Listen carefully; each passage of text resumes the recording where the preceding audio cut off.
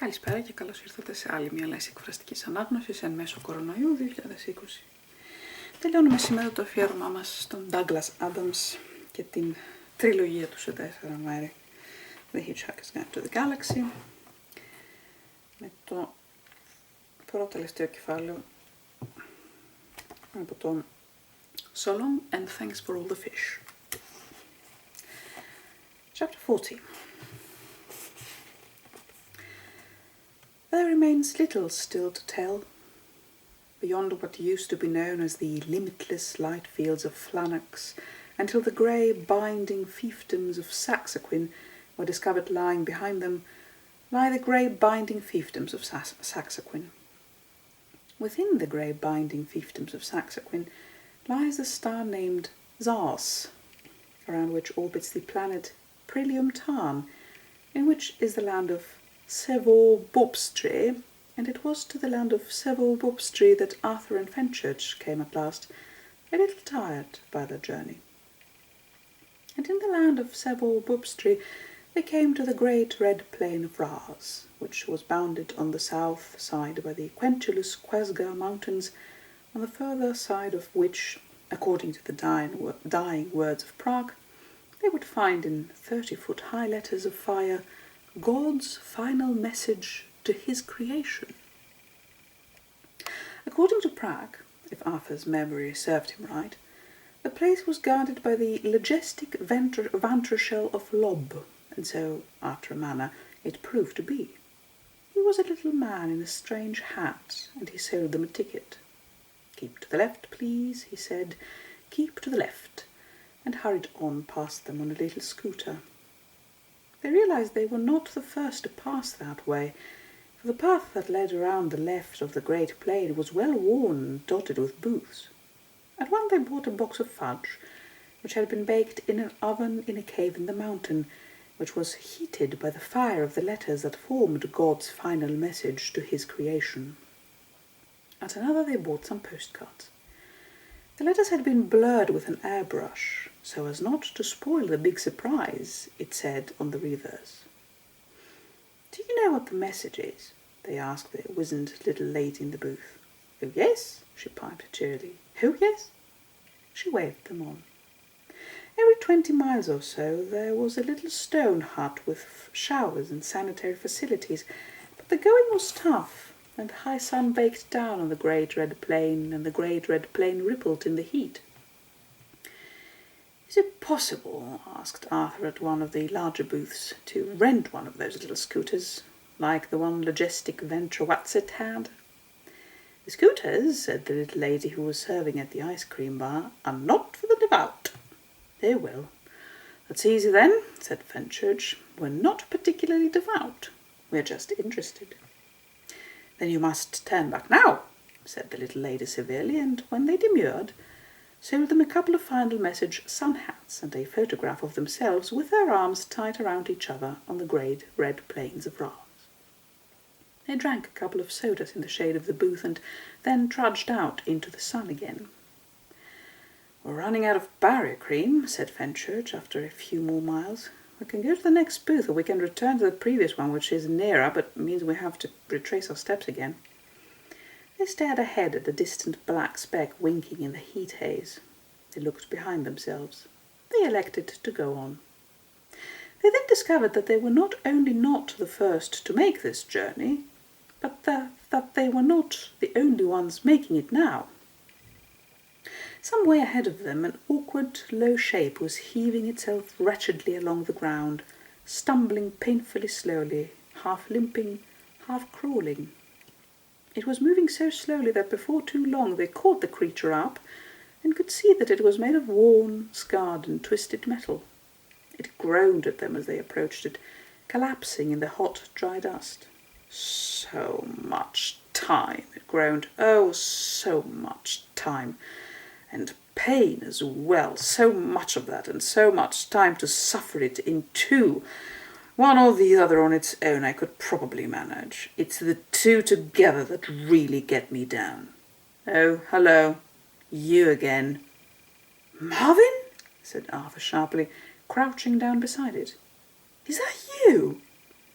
You were always one, groaned the aged husk of the robot. For the super-intelligent question, weren't you? What is it? Whispered Fenchurch in alarm, crouching behind Arthur and grasping onto his arm. He's sort of an old friend, said Arthur. Friend? Croaked the robot pathetically. The word died away in a kind of crackle, and flakes of rust fell out of its mouth. You'll have to excuse me while I try and remember what the word means. My memory banks are not what they were, you know, and any word which falls into disuse for a few zillion years is to get shifted down into auxiliary memory backup. Ah, here it comes. The robot's battered head snapped up a bit, as if in thought. He said. What a curious concept. He thought a little longer. No, he said at last. Don't think I ever came across one of those. Sorry, can't help you there. He scraped a knee along pathetically in the dust, and then tried to twist himself up onto his misshapen elbows. Is there any last service you would like me to perform for you, perhaps? He asked in a kind of hollow rattle. A piece of paper that perhaps you would like me to pick up for you, or maybe you would like me, he continued, to open a door. His head scratched round in its rusty neck bearings and seemed to scan the distant horizon. Don't seem to be any doors around at present, he said, but I'm sure that if we waited long enough someone would build one. And then, he said, slowly twisting his head around to see Arthur again, I could open it for you. I'm quite used to waiting, you know. Arthur, hissed Fenchurch in his ear sharply, you never told me of this. What have you done to this poor creature? Nothing, insisted Arthur sadly. He's always like this. Ha! Snapped Marvin. Ha! He repeated. What do you know of always? You say always to me, who, because of the silly little errands your organic life forms keep on sending me through time on, I'm now 37 times older than the universe itself. Pick your words with a little more care, he coughed, and tact. He rasped his way through a coughing fit and resumed. Leave me, he said. Go on ahead. Leave me to struggle painfully on my way. My time at last is nearly come. My race is nearly run. I fully expect, he said, feebly waving them on with a broken finger, to come in last. It would be fitting. Here I am. Brain the size. Between them they picked him up, despite his feeble protests and insults. The metal was so hot it nearly blistered their fingers, but he weighed surprisingly little and hung limply between their arms. They carried him with them along the path that ran along the left of the great red plain of Raz towards the encircling mountains of Quenchulus-Quasgar. Arthur attempted to explain to Fenchurch, but was too often interrupted by Marvin's dolorous cybernetic ravings. They tried to see if they could get him some spare parts at one of the booths, and some soothing oil, but Marvin would have none of it. I'm all spare parts, he droned. Let me be, he groaned. Every part of me, he moaned, has been replaced at least 50 times, except... He seemed almost imperceptibly to brighten for a moment. He said a bobbed between them with the effort of memory. Do you remember the first time you ever met me? He said at last to Arthur. I had been given the intellect-stretching task of taking you up to the bridge. I mentioned to you that I had this terrible pain in all the diodes down my left side, that I had asked for them to be replaced, but they never were. He left a longish pause before he continued. They carried him on between them, under the baking sun that hardly ever seemed to move, let alone set.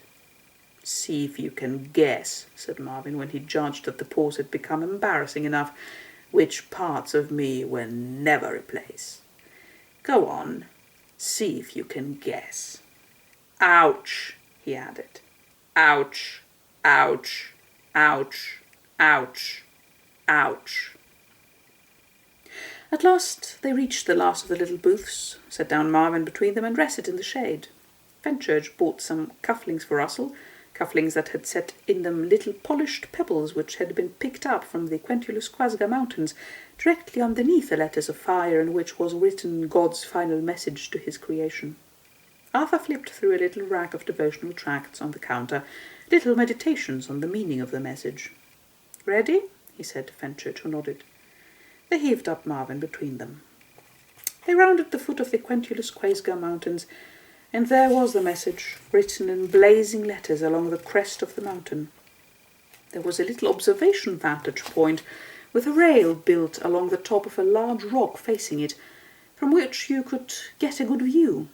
It had a little pay telescope for looking at the letters in detail, but no one would ever use it, because the letters burned with the divine brilliance of the heavens and would, if seen through a telescope, have severely damaged the retina and optic nerve. They gazed at God's final message in wonderment, and were slowly and ineffably filled with a great sense of peace, and of final and complete understanding. Fenchurch sighed. "Yes," she said, "that was it." They had been staring at it for fully 10 minutes before they became aware that Marvin, hanging between their shoulders, was in difficulties. The robot could no longer lift his head, had not read the message. They lifted his head, but he complained that his vision circuits had almost gone. They found a coin and helped him to the telescope. He complained and insulted them, but they helped him look at each individual letter in turn. The first letter was a W, the second an E. Then there was a gap. An A followed, then a P, an O, and an L. Marvin paused for a rest. After a few moments they resumed and let him see the O, the G, the I, the S, and the E. The next two words were for and the. The last one was a long one, and Marvin needed another rest before he could tackle it. It started with I, then N, then a C. Next came an O and an N, followed by a V and an E, another N and an I. After a final pause, Marvin gathered his strength for the last stretch. He read the E, the N, the C, and at last the final E, and staggered back into their arms. "I think," he murmured at last, from deep within his corroding, rattling thorax, "I feel good about it." The lights went out in his eyes for absolutely the very last time ever. Luckily, there was a stall nearby where you could rent scooters from guys with green wings. Cavo bravi.